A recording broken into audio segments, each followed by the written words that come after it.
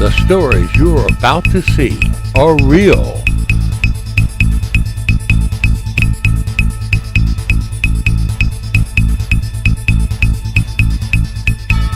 The rewards up to $5 million are real.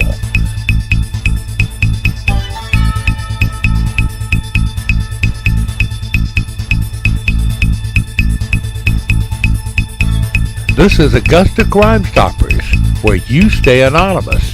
The criminals don't. North Augusta Department of Public Safety officers are asking for your help in identifying the two black male burglars you see on your screen. These two black male burglars on video repeatedly burglarizing the Belvedere North Augusta Rescue Squad building at least 3 times in the last 3 weeks. Anyone with information related to the two black male suspects pictured is asked to contact the North Augusta Department of Public Safety at 803-279-2121. Crime Stoppers at 800-222-TIPS, or text your tips to tips@AugustaCrimeStoppers.org, where you remain anonymous and get paid. Sergeant Michael Shane McDaniel, Sr. of the Richmond County Sheriff's Office reports an armed robbery of a Dollar General. Imagine that. On Wednesday, May 20th, at approximately 09:38 hours, Richmond County Sheriff's deputies answered a call to the Dollar General located at 2549 Deansbridge Road in regards to an armed robbery. Upon arrival, it was learned that an unknown black male, identified as standing 5'7" in height with a medium build, wearing a blue, white, gray, and black horizontal striped shirt with dark shorts and a white in color tank top covering his face, entered the Dollar General. Further investigation revealed the male suspect presented a silver in color revolver and demanded cash from the clerk. The male suspect fled the scene of the Dollar General on foot after receiving an undisclosed amount of cash and was last seen running towards the rear of Krispy Kreme on Gordon Highway. If you know who or where this robber may be, we urge you to call the Richmond County Sheriff's Office. If they do a press release saying a Crime Stopper tip led to this robber, you will get paid. Aiken County Sheriff's deputies are looking for the white female you see on your screen. She's accused of using credit cards to fraudulently buy things. Basically, they steal your number. They don't even need your card. They can read your number right through your clothing. Or you give them the card and they make a press on a thing that has carbon on it, and bam, they have your numbers. Or somehow they obtain your numbers. Well, this lady got someone's digits and she's committing a felony using them in this area. This white female has multiple tattoos, mostly on her right arm that we can see, but there may be more.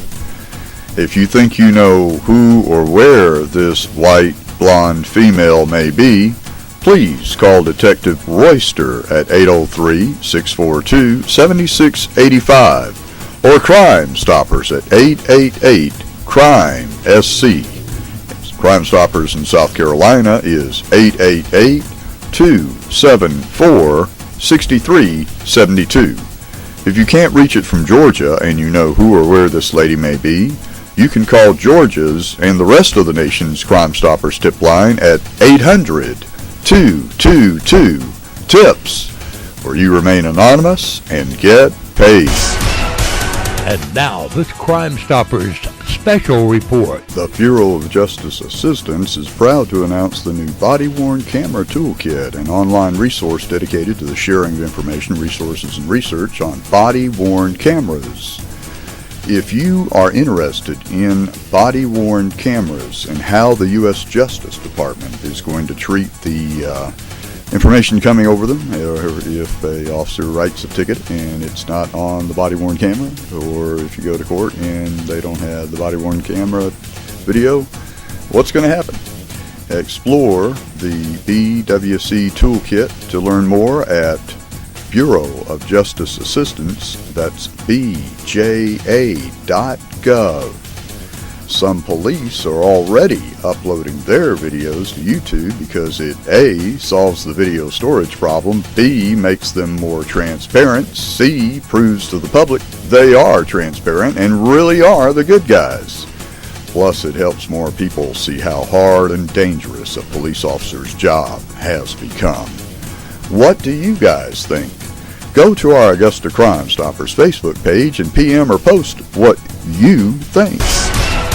And now, this Crime Stoppers special report. The Richmond County Sheriff's Office announces that they're going to be putting body cameras on every road patrol deputy real soon, and they're testing the new body cameras. Deputies are testing 4 different types of body cameras with the goal of every deputy in uniform wearing one.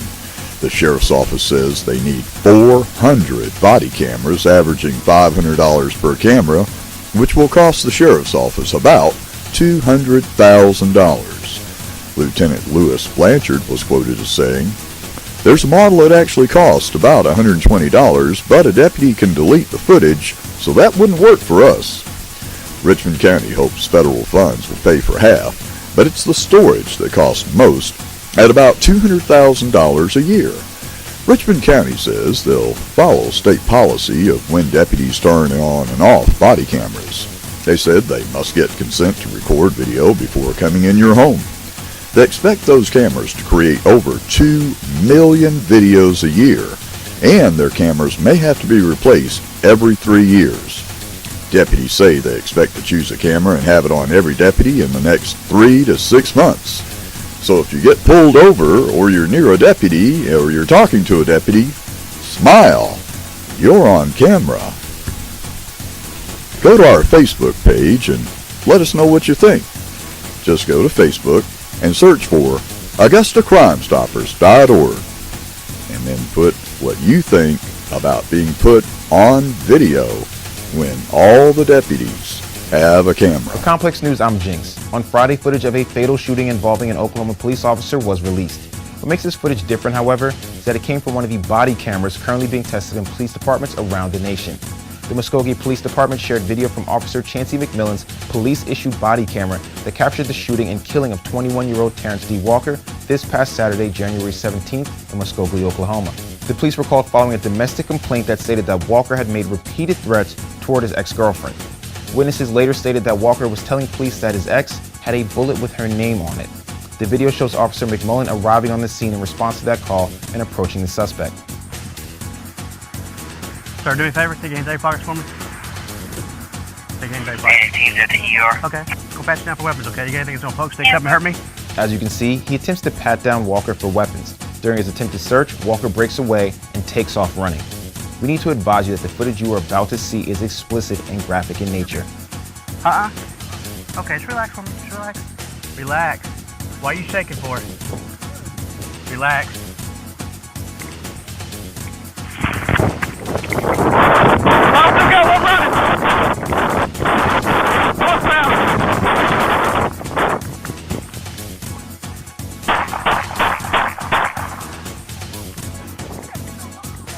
Shots fired! Shots fired! McMillan fired 6 shots, hitting Walker 3 times. Just before the fatal shooting, Walker appears to have dropped something and stopped to pick it up. Oklahoma's KFOR reports that McMillan believed the item to have been a firearm. Some witnesses are claiming that Walker dropped his cell phone. Police are saying that he had his phone in his left hand and dropped an item from his right side. They went on to state, "It is our belief that the video clearly shows a suspect pointing the gun at the officer." The body cam video continues as officers approach Walker and search him, declaring he's got a gun. 512 star to your miss. Suspect's been shot. He's got a gun.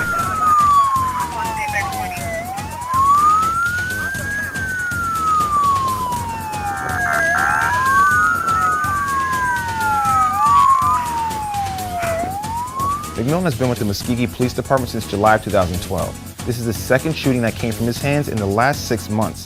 The previous incident took place in July of last year, where he shot a man who allegedly attacked another man with a knife before going after McMillan with the weapon raised. He did not kill that suspect. As a result, Officer McMillan was applauded by his police chief for employing non-lethal force. Following this shooting, however, McMillan has been placed on administrative leave as a mandatory action in line with the department's policy regarding multiple on-the-job shootings within a specific time frame. Muskogee police are continuing their investigation into the shooting, including a closer look at the body camera footage. There's a lot we could say about what we've just witnessed. But what we will say is that it's clear that officers utilizing body cameras turn what would be hearsay into legitimate evidence and potentially help mitigate some of the blurred details that arise in these fast-paced life and death moments. For Complex News, I'm Jinx.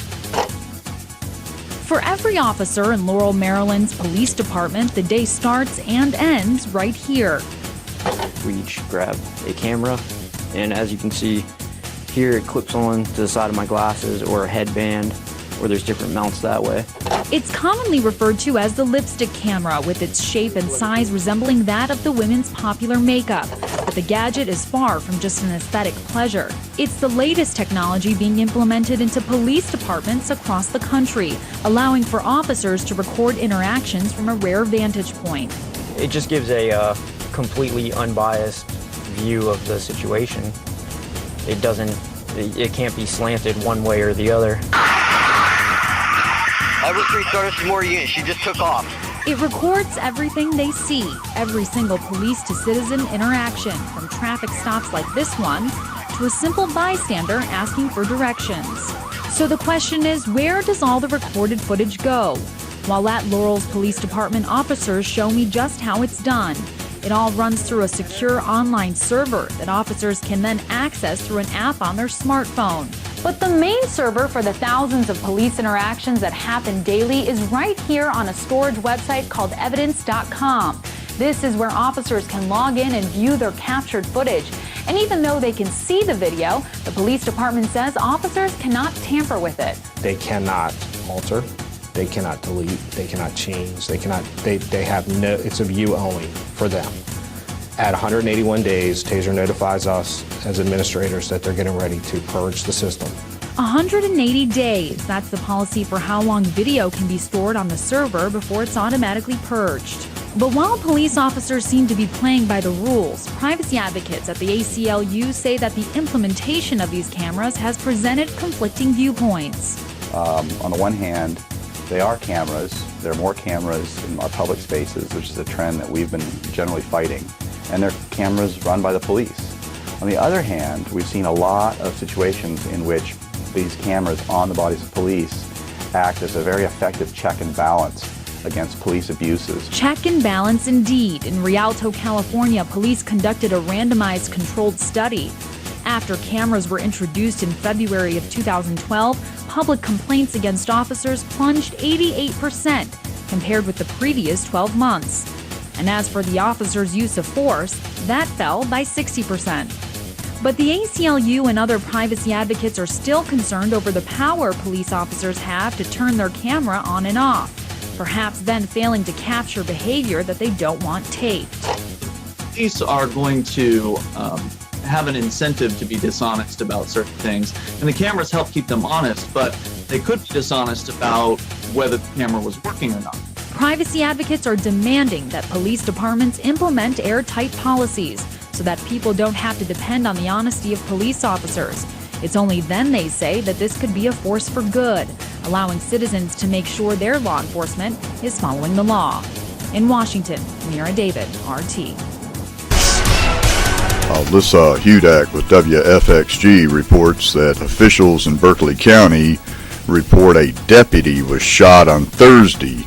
He's making progress. He's out of surgery and in stable condition in Charleston, South Carolina. The shooting happened as Deputy Rogers was talking to a customer outside a gas station in Moncks Corner, South Carolina, when someone came up and shot him several times. The Berkeley County Sheriff's Office is releasing the photo you see on your screen as a person of interest who is wanted for questioning. Officials describe him as a black male in his 20s, about 5'10" and 150 pounds. Police say the shooter was driving a black Santa Fe SUV with South Carolina tag number 54285W.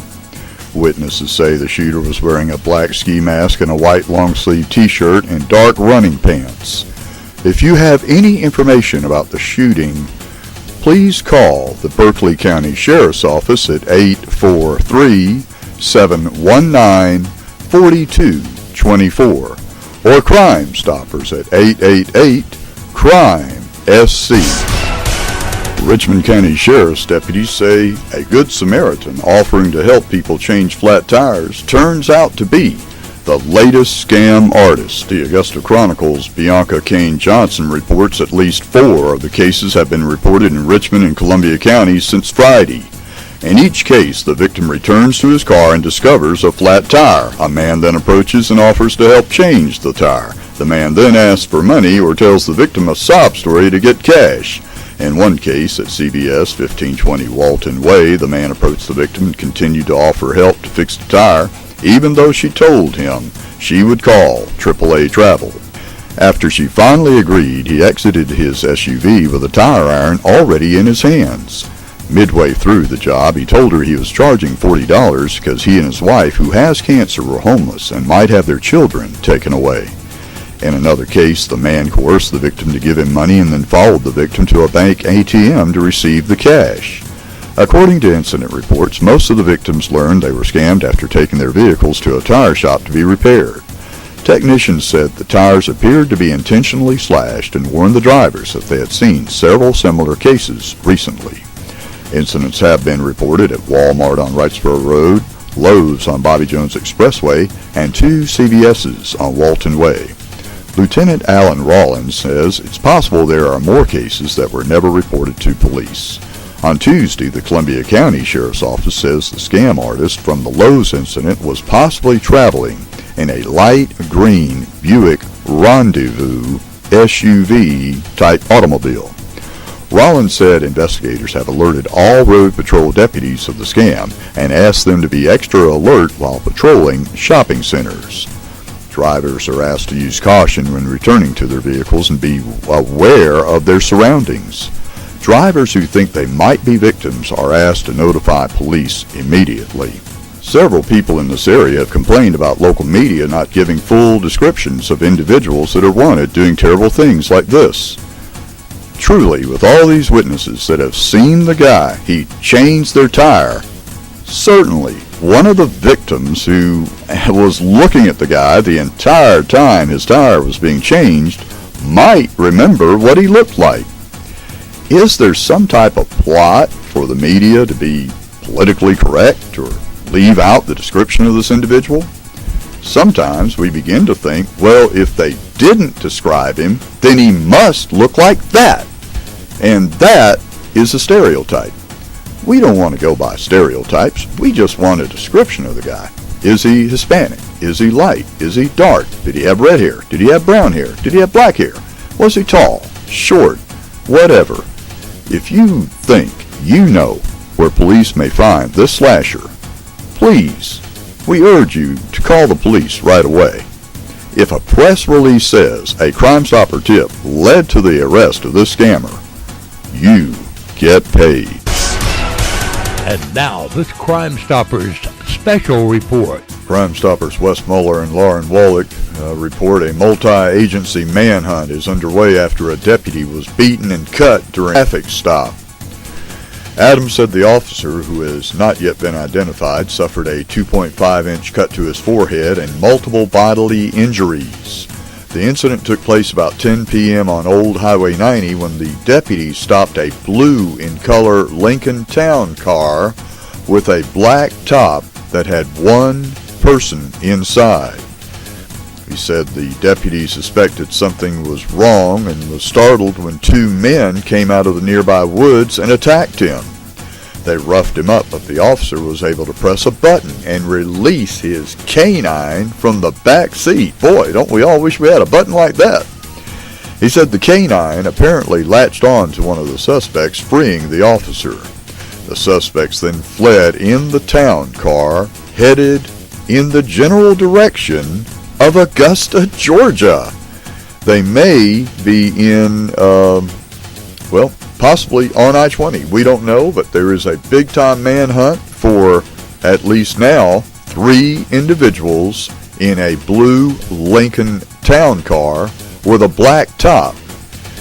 If you see a blue Lincoln Town Car with a black top that may have Mississippi, Alabama, or Louisiana or Georgia tags, please call the police if this vehicle is acting suspiciously.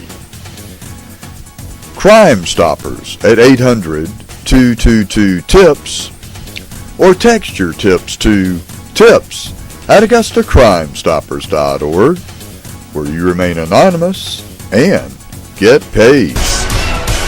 17-year-old public school student Joshua Mormon is accused of killing 54-year-old Leonel Vasquez Calvo by stomping on his face with his boots until he was dead.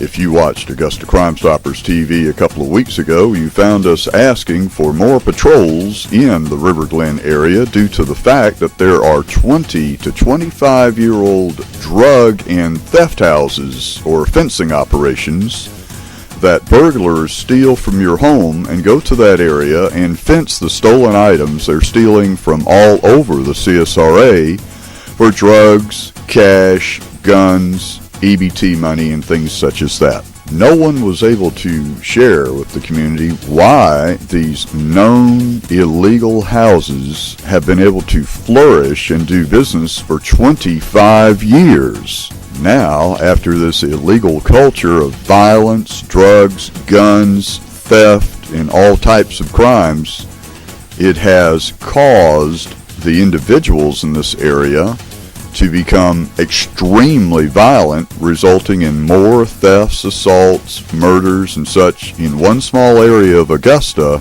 than any other area of the CSRA. 17-year-old Joshua Mormon, who was exposed to the culture emanating from these 20-year-old drug houses, stomped the man's face in for unknown reasons at this time. Mormon is pictured in a 2013 image from one of his Facebook pages shooting a bird holding a bunch of cash. Both pages include images of making obscene gestures. On one page from 2011, he calls himself Cool Kid and a street in. The Augusta community can no longer understand why 20 and 25-year-old known illegal operations, organized crime, thugs, gangs, drugs, guns, stolen items, stolen cars, prostitution are allowed to go unchecked for decades in one area without anybody seemingly doing anything to try to close these terrible operations that have produced this violent killer down. No one seems to understand why none of the authorities that are getting millions to close down illegal operations like this did anything at all to stop the brutal beating death of this victim when we asked them to please close these operations down. The entire city of Augusta is asking the authorities to please close these 20 to 25-year-old illegal houses down. They're causing a culture that is getting people killed, and we asked them in time to prevent the death of this man, but now this man has been brutally beaten to death after there was plenty of time to save his life. The deadly gangster culture that is allowed to flourish in that area is causing many deaths, an enormous amount of crime, a fantastic amount of cost on the neighborhood and the community, and nobody seems to be doing anything about it. When we looked around for patrol cars being parked outside these high crime areas, we found patrols and patrol cars parked right outside the municipal building where there is no crime, and no patrol cars and nobody trying to stop the herds of violent, mean, well-armed, nasty, well-known criminals. Nobody we saw was trying to stop them from committing all these crimes, which are the hotbed of most of the burglaries throughout the CSRA. In that area, many individuals sleep all day and get on the bus routes just as the last bus is riding, and ride that bus out to areas all over the CSRA and burglarize houses. Then they hide, many times, they hide the stolen items in locations. Call somebody, says, hey, I got a bunch of stolen items, come pick me up with a car, and we'll go to the fencing operations that line East Boundary and that area, East Telfair, East Walker, and they trade those burglarized items for small amounts of cash, drugs, guns, pornography, and women. If you become aware of a dangerous person who is talking smack about killing others and has a gun and is violent and mean and nasty, and is seen breathing threats against others, bullying others and such as, or beating them to death, please call the police. Crime Stoppers at 800-222-TIPS or text your tips to 803-441-8744, where you remain anonymous, stop people from being stomped to death, and get paid. Augusta Crime Stoppers is about to welcome its 3,000th member. All you have to do to join AugustaCrimeStoppers.org is like us and follow us on Facebook. To get membership cards and other Crime Stopper goodies, all you have to do is go to our website and make a donation. Then tell us about your donation and we'll get started by sending you a plaque and Crime Stopper cards so you can stop crime too. If you're the 3,000th new member who likes Augusta Crime Stoppers Facebook page, you will also get paid. Augusta Crime Stoppers is brought to you by WBEK Channel 16 and Augusta Crime Stoppers. You too could be a Crime Stopper. If you have any information on any crime, call our tip line at 1-800-222-TIPS. Augusta Crime Stoppers is a production of Michael's Media. Augusta Crime Stoppers, where you stay anonymous. The criminals don't.